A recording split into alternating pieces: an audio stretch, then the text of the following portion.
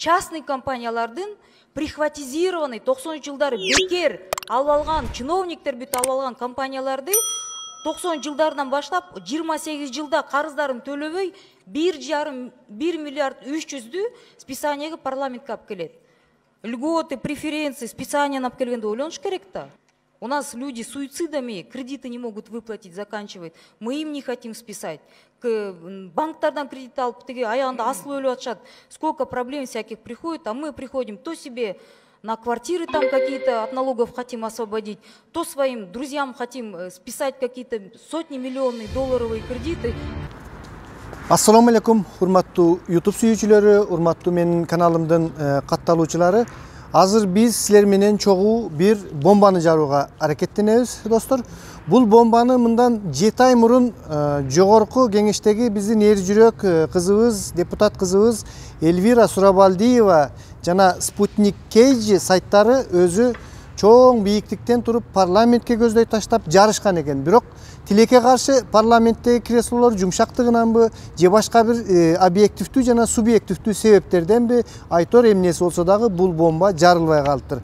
Анткени дагы бир себеби ал кезде менимче ушул чоң казат кыймылы башталып, элдер азыркыдай активдүү ар бир жарылган бомбанын канчалык деңгээлде күчү бар экендигине көңүл бурбагандыгындандыр, достор. Анткени биз буга чейин мындай бомбалар бир нече жолу жарылса дагы кайдыгерлик менен, үмүтсүздүк менен булардан эч кандай бир жыйынтык чыкпайт дегендей ойдо болуп, бомбаларга эч кандай көңүл бурган эмеспиз. Бирок Эльвира Сурабалдиева биздин чынчыл, ак жүрөк, эл үчүн иштеген кызыбыз ошол кезде ушул бомбаны жарган экен. Бул кызыбыз азыр деле бомбаларды жарып келе жатат. Буга чейин деле жарып келген. Ошол бомбаны мен ошол Спутник Кейджи сайтынан ушул интернеттен карап отуруп таап алдым бул бомбаны. Жазып алдым азыр кандай кылып эмне кайсы фактылар менен экен. Эгерде өзүңүздөр толук көргүңүздөр келсе, достор, ошол Эльвира Сурабалдиеванын өзүнүн YouTube'да каналы бар экен. Ошол жерге кирип депутаттардын тиешеси бар ишканалардын миллиондогон карызын кечүү сунушталды деген тема менен кирсеңиздер, ушул бомбаны өзүңүздөр көрөсүздөр. Спутник Кейджи сайтында кенен чагылдырылган бул бомба. Ошол абдан түшүнүп, эмне болгон коррупциялык схемалардын бетин ачуу болгондугун ошол жерден көрөбүз, достор. Анда эмесе кеттик. Мындайда, достор, ушул 90-жылдардан 92-жылдан 2000 жылдарга чейин биздин мамлекетибиз чет өлкөлүк банктардан, Германия, Турция жана башка ушул бизге донор болгон чет өлкөлөрдөн, эл аралык каржы уюмдарынан абдан чоң карыздарды алышат. Техникалык карыздар болот булар. Автобустар, станоктор, ишылтee койчу акча түрүндө эмес, техника түрүндө алынган карыз 5,5 миллиард ошол кездеги сомдун тегерегинде болот. Ал карыздар бирок доллар менен эсептелген болот. Ошондой ишканалар 25 ишкана жөнүндө сөз болуп жатат да, ошондой ишканалардын. Ал ишканалардын 25 ишкананын 19'у ушул кезде азыр ошол кезден ушул кезге чейин баягы жеке менчик колго өтүп кеткен. Мындайча айтканда прихватизация болунуп, жеке менчик ошол азыркы биз күрөшүп жаткан көпөстөрдүн колуна өтүп кеткен көбүнчөсү. Ошолор эми мына азыр доллардын курсу 2000 ошол жылдардагы 92-жылдардагы, андан кийинки жылдардагы курс менен азыркы курсту алганда 4 эсе, 5 эселенип кымбат болуп кеткендиктен эми ошону бетине чиркөө кылышып, биз төлөбөйбүз дешип, ошол мындан 7 ай мурунку азыр Эльвира Сурабалдиеваны билесиздер, ушул экономикалык жана фискалдык саясат боюнча комитеттин башчысы ушул кызга келип, ушуну карызды кечип берсин өкмөт дегендей кайрылышкан экен. Мына ошол жөнүндө сөз болмокчу, достор.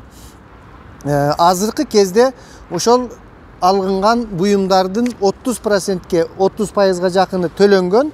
Ошол мамлекеттер карыз алгандардын өздөрүнө ал эми 70%ке жакын акчасы төлөнбөй калган, ошол валюта түрүндө жана башка түрлөрдө. Ошол сумма азыркы кезде 2 миллиард 237 миллион сомдун тегерегинде турат экен. Ошол 2 миллиард 237 миллион сомдун 1 миллиард 300 миллионго тете суммасы азыркы кезде ошол 19 баягы жеке менчик ишканалардын колунда экен да. Ал эми 6 ишкана мамлекеттик ишканалар. Ошол Спутник KG сайтына кеңири кирсеңиздер, ал кайсы мамлекеттик ишканалар, ал эми бул кайсыл жеке ишканалар жөнүндө кеңири түшүнүп берилген. Азыр мен дагы ошол интернеттен жазып алган эмелеримди айтып берем достор. Эми Эльвира Сурабалдиева ошол жерде өзү күйүп, жанып айтып жатат. Ушунчалык чоң, ушунчалык эме жеке бизнестер келип алып туруп, анан мамлекеттен ушул налогторду берип жаткан салыкты ушул биз эл төлөйбүз да. Ушулардын эсебинен ушул биздин жеке карыздарын кечип бериңиздер деп суранып жатат. Буга азыркы кезде мына мисалы үчүн жеке мына менин деле мисалы үчүн кредит карыздарым бар. Биз өз жон терибиз менен төлөп жүрөбүз го. Бизге эч ким жардам бербейт, башка бербейт. Ал эми эмне себептен ошончолук чоң деңгээлдеги бизнесмендердикин мамлекет элдин эсебинен төлөп бериш керек. Ушул жерден Эльвира Сурабалдиева ушул маселени тикесинен тик коюп, төлөбөйбүз деп ошол маселени көтөрүп чыгып, фактылар менен кайрылганда Спутник KG сайты ошондо бул төлөбөйбүз деп жаткан ишканалардын артында кайсыл чиновниктер, мына азыр биз чиновниктер менен күрөш жүрөт деп жатабыз, кайсыл чиновниктер турат деп ошого Спутник KG сайты иликтөөлөрдү жүргүзгөн достор. Азыр мына ошол иликтөөлөр жөнүндө сөз болмокчу. Анда эмесе достор мындай. Бул карызды кеч бергиле деп ошол бизнесмендердин талабын талашып, Иса Өмүркулов ошол депутат азыр биз билесиздер достор, 2017-жылы демилгелеп ушул жогорку кеңешке алып чыккан экен да бул маселени. Ал жерде отказ болуптур. Андан кийин 2018-жылы ошол кездеги финанс министри Адылбек Касымалиев көтөрүптүр. Бул Адылбек Касымалиев көтөргөн кезде азыркы Абылгазиев премьер болуп калган экен. Абылгазиев колун коюп, токтомун токуп, жогорку кеңешке алып келиптир. Бул жерде дагы отказ болгон. Андан ошол Абылгазиев токтом чыгарып токугандан кийин 6 депутаттан турган топ түзүлүп, ошол 25 ишкананын 23-үнүн карызын кечип берүү тууралуу демилге көтөрүшүп, ошондой депутаттык комиссия пайда болуп, уюштурушуп. Депутаттарды билесиздер го, кандай бир нерсе болсо эле мындай комиссиясын түзө коюшат дагы, анан иштери жүргүзө башташат. Анан ишти жүргүзө башташыптыр. Ушул карызды кечип бергиле, булар иштетилген деп. Ал депутаттык комиссиянын мүчөлөрүн карап көрсөк, биринчи жумушчу топтун төрагасы болуп Дастан Бекешев деген биздин сүйлөп жүргөн депутатыбыз бар. КСДП партиясынын активдүү мүчөсү. Ошол киши топтун жетекчиси болуптур.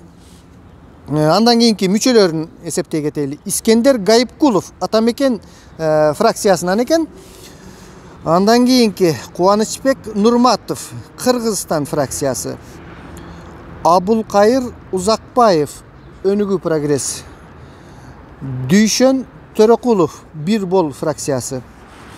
Жана Калдарбек Баймуратов Республика Атажурт фракциясынан болуптур. Достор, мына бир кызыгы 118 миллион 390 миң карызы бар фармация ишканасы Дастан Бекешевдин досу Тимур Матиевке таандык экен. Мына бул жерде көрбөйсүздөрбү? Ушул комиссиянын мүчөлөрү ошол карыз болгон жеке ишканаларга кандайча тиешеси бар. Спутник KG сайты ушуну иликтеп жатат да. Мына Дастан Бекешевдин досу Тимур Матиевке таандык дейт.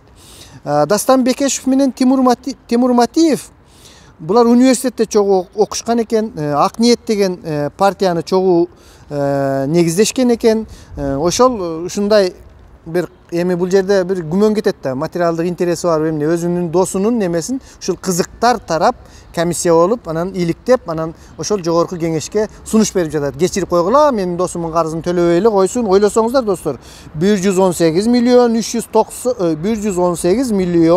390 миң сом.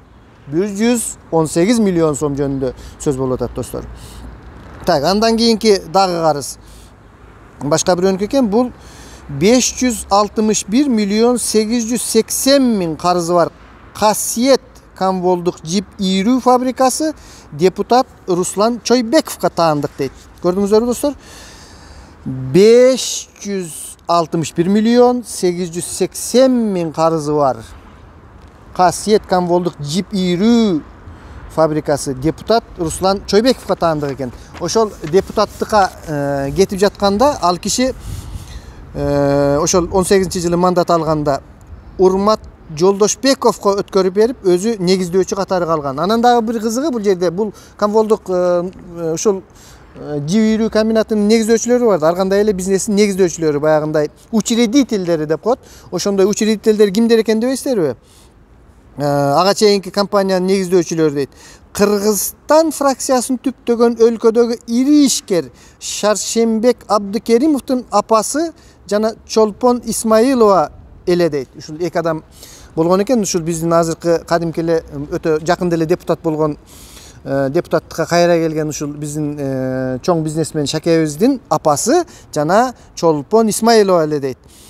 Ошол достор, ушул учредительдер, ушул төлөй албай карыз болгон байкуш жеке ишканалардын ээлеринин кимдер экенин көрбөйсүздөр. Андан кийинки дагы бир 5 миллион сомду төлөгүсү келбеген Манас ишканасынын директору Нурлан Казакбаев да белгилүү бизнесмен дейт.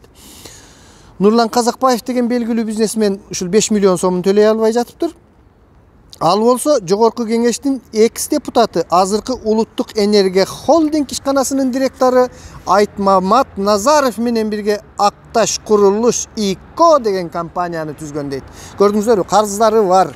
Карыздын элдин эсебинен төлөткүсү келген эмелер. Ушундай азыр энергия холдинг ушулар жакта дагы абдан коррупция бар. Билесиздер да, ошол илгери энергия холдингтерди башкарып жүргөн адамдардын азыр кандай бай, кандай эмелер болуп жашап жаткандыктарын. Ошол Айтмамат Назаров деген менен бирге Акташ Курулуш ИКО деген компанияны түзгөн экен. Ушул биздин экс депутат, ошол азыркы депутат Нурлан Казакбаев. Депутат эмес, жанагы белгилүү бизнесмен дейт. Андан кийин дагы бир ишкана 85 миллион 500 миң карызы бар Транссоюз Азия ишканасы. Бул кимдики экен достор? Бул деген биздин азыркы жарандык активист Токтайым Үмөталиева деген айымды билесиздер да. Ошол Үмөталиева айымдын күйөөсү Жунушбай Үмөталиевге таандык экен. Бул достор, жарандык активисттерибизди билесиздер, ар кандай биздин керектүү проблемаларды көтөрүп жүрүшөт. Ал эми ушундай өздөрүнүн ишканасына келгенде элдин топ чогулткан, пешене тери менен чогулткан ушул карыздары болуп туруп эме кылынган нерселердин эсебинен өздөрүнүн карыздарын жаап эме кылалы деп жогорку кеңешке ушундай сунуштарын киргизишиптир да достор. Мына бул жөнүндө ушул Эльвира Сурабалдиеванын өзүнүн YouTube каналына кирип көрсөңүздөр абдан көп маалыматтары бар. Бул кандай эффект берип, кандай коомдо, эми бул биздин азыркы бомбабыз, мурда жарылган бомбаны эле кайра самолет менен алып чыгып туруп жарууга аракеттендик. Эми бунун кандай болуп жарылышы, сиздер лайк басып, сиздер пикирлериңерди билгизип, биз билип жүрөбүз да, бул депутаттар аябай эл үчүн кызмат кылган, башка кылган депутаттар деп айтып жүрбөйбүзбү достор. Мына ушул бомбанын жарылышына сиздер таасир бересиздер да достор. Анан мен дагы бир айтып коеюн. Сөз кезилгенде эстен чыга электе. Бул азыр чоң казат кыймылы көбүнчө ушундай экономикалык нерселер менен чоң алып аждар, дракондор менен согушуп жатышат. Ал эми биз дагы колдон келишинче кичинекей, мен өзүмчө ойлоп жатам, бир саясий чоң казат деп койсокпу, бир саясий чоң казат. Ушул мен саясий чоң казат деп кимдер менен күрөшүүнү көздөдүм. Мына эртең менен баягы маалыматтарга укурук салгысы келген, жүгөн салгысы келген айым жөнүндө айттым эле, ушундай интернетти чектөө жөнүндө. Ушундай бизде депутаттар бар да, эч кандай сүйлөбөй эле отурушат да, анан баягы популяризация болуш үчүн элге зыян келтире турган мыйзамдарды чыгарып коюшат.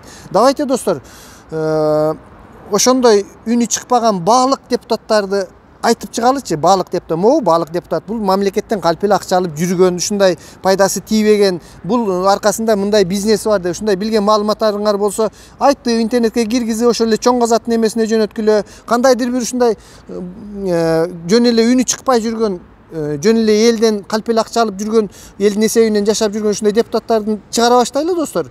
Мындай депутаттардын бизге вообще кереги жок. Мына мен бүгүн интернеттен тарап жатат, сиздер деле көрсөңүздөр керек. Дүйнөгө атагы таанымал Швейцария деген өлкөдө 70 эле депутат, 6 министр бар экен. Алардын территориясы дагы бизден 4 эсе 5 эсе кичинекей жерде жайгашып турат Швейцария. Ал эми булардын 40 эле депутаты бар экен. Давайте бизде дагы 23-30 депутат болсо болот да достор. Анан зачем анын? Аларда 8 миллиондон ашык калкы бар экен. Бизде 6 миллион болсо аларда 8. Ошолордун болгону 40 депутаты бар экен. Ал эми бизде 120 депутат отурат дагы, анын жарымынан көбү кайра элге зыян келтире турган мыйзамдарды чыгарып, бизнестерди прикрывать этип, артынан жаап, ушундай бир уюм кутумдарга биригип алып жүрүшөт да. Ошондуктан давайте ушул саясий чоң казат деп туруп, биз саясий жагынан болсо дагы жардам береличи, ушундай бир финансылык башка жактан эмес, бул саясий жактан дагы аябай жардам керек да. Жанагындай калп эле отуруп алып, былгытып, туура эмес саясаттарды жүргүзгөн бир депутаттар элдин эсебинен акчаны алып, жеп коюп жыргап жаткан. Ошондой депутаттарды давайте достор, мындан кийинки эмеге депутаттарды кандайдыр бир деңгээлде бир конституцияга өзгөртүү киргизиш керек. Бул жөнүндө ушул угуп жаткан адамдар болсо, башкалар болсо сунуштарды конкретный беришсе, чын эле депутаттар азайса, достор көрсөк, ушундай азайып калган, анан кийин элге иштеп бере турган депутаттар келсе, сүйлөп элдин мына Эльвира молодец, ушул депутаттардын арасынан көп бизде молодец, жакшы депутаттарыбыз бар. Ошолордун алдыңкы саптарында анча-мынча эркектерден жакшы келе жаткан депутат, Кудайыбыз өмүрүн берсин. Мен айтып бир пикиримди келтирдим. Эгерде атаңыз тирик болгондо сиз үчүн абдан сыймыктанмак экен. Атаңызга рахмат, сиздей кызды тарбиялап чыгарып койгон деп. Эльвира айым, сизге чоң рахмат, ушундай элдин көйгөйүн көтөрүп, ушундай кыйынчылык заманда элге жардам берем деп чын дилиңизден күйүп, ошондой налогторун төлөгүсү келбеген чиновниктердин артынан чукуп ушинтип келе жатасыз. Сизге дагы күч кубаттарды берсин. Урматтуу менин каналымдын катталуучулары, саламатта туруңуздар, активдүү болуңуздар. Лайк басып, ушул бомбанын чоңураак болуп жарылышына өз салымыңыздарды кошуңуздар.